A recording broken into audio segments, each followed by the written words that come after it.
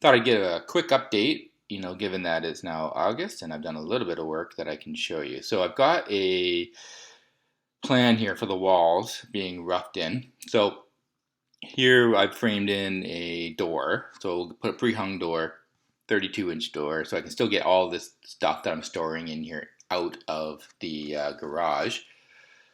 Framed up some walls, included some nailing edges for drywall and all that. So speaking of the drywall, let's just throw some drywall on. So there you go. That's what the drywall will look like when it's installed on the wall. And kind of gives you an idea of what that room could potentially look like. Now I've got the other walls turned off because you can't see in there otherwise. But the next thing we'll do here is I'm just going to spin this around and we'll show you the bench work. The bench work that I've come up with so far. This is just a rough idea of where things are going to land. So there we go. So turn the bench work on. So these sections here are 2 feet. These are 1.5 feet wide. So you can see that leaves 2 foot 7.5 inch spacing there for getting in and out. If I had the people in here, you can sort of see how much room that would give an average person.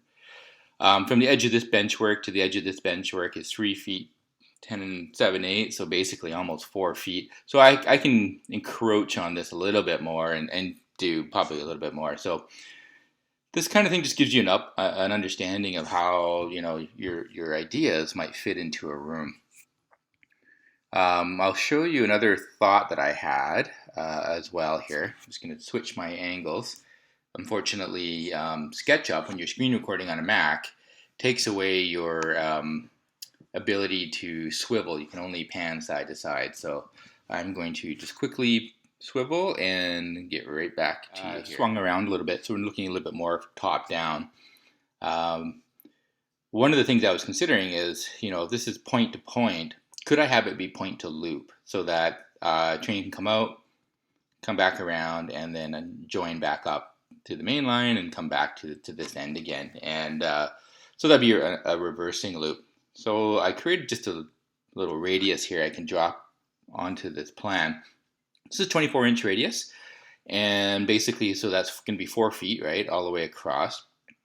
And that would allow me to do like a 22-inch, if you come in a couple inches from the edge, a 22-inch turn back loop, which could then come on an angle like this and join back up. It would avoid the door. The only issue I'm going to have is it only leaves me 3 feet between here and the shelving. So I'd have to mock that up a little bit to see if I have enough room to deploy a ladder and be able to get stuff down and out from the shelving. Obviously, this is reduced. This is about 2 feet now instead of 4 feet.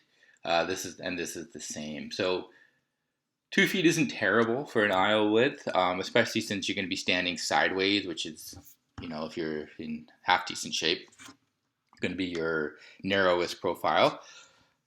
Give me a couple years and ask me how that's going. But other than that, I'm not entirely sure I'm going to do that. I might just build my bench work out just a little bit here.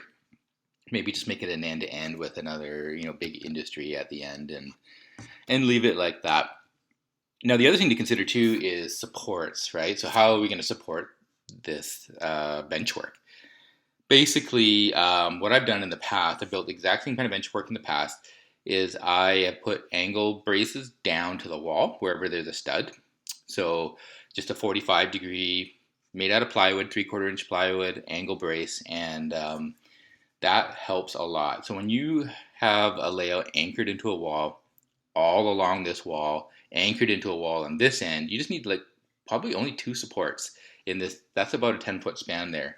And that'll be rock solid. You can stand on it. Here, there will obviously be legs. Do the same here. Now, I do want to do a valance up above the bench work, just to provide some lighting and also storage on top. And with the valance, you do the opposite. You do the supports going upwards at a 45-degree angle up to the wall from the front edge of the valance. So by doing that, I'll get storage above. I'll encase the lights, and that will allow me to have a sort of a shadow box diorama like sort of scene going on.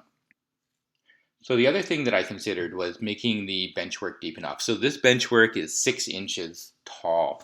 And the reason I go with 6 inches is you want to be able to hide tortoise switch motors underneath and have a little bit of room for the wiring to hang down. You could do 4 inches, but you're just not going to have that much room to hide that kind of stuff in the end. So trying to think ahead a little bit. This will obviously be an evolution in progress, and we'll see how it goes. All right, guys, thanks for watching. I'll try and keep the updates coming, and stay tuned. And as I make any changes, I'll let you guys know.